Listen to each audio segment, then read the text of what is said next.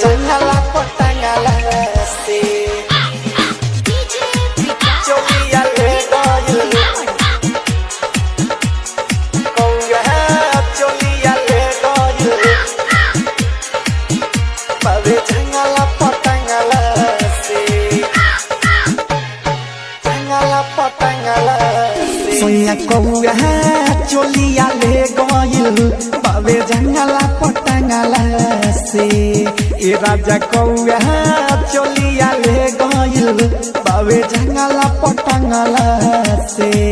किल के उड़ता दिल तुरता फल के उड़ता दिल तुरता नहीं देता बे मंगला से ए राजा कौआ चोलिया ले गइल बाबे जंगला पटंगला से ए राजा कौआ चोलिया ले गइल बाबे जंगला पटंगला से कि दिल तुरता हो लेके उड़ता हो दिल तुरता हो लेके उड़ता नहीं देता बे मंगला से ए राजा कौआ चोलिया ले गइल बाबे जंगला पटंगला से जंगला से कौआ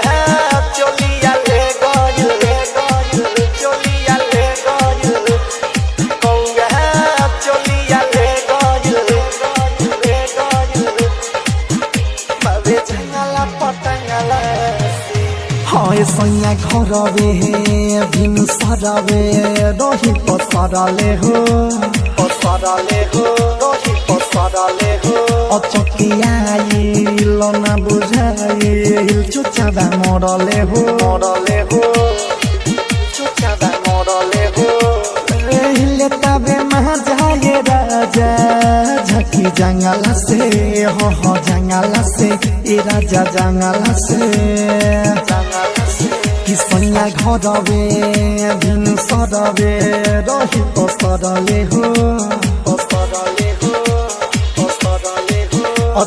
अचकियाइल ना बुझाइल चुचादा मरले हो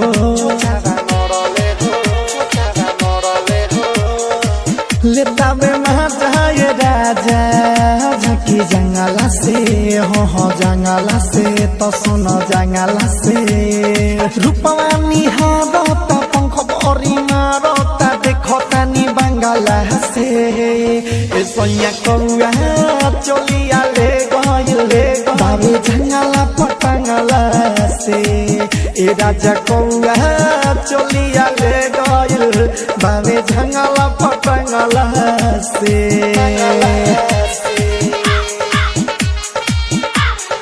कौआ चोलिया ले गइल चोलिया ले गइल कौआ चोलिया ले गइल Saurabh digital recording studio Motihari हाँ बेरा ढलता कमी खलता राजा हमारा हो तुहरा बिना बाके सुना अपन कमरा हो और अपने सचोरी के आवा जल्दी बाहर के हो बाहर के राजा बाहर के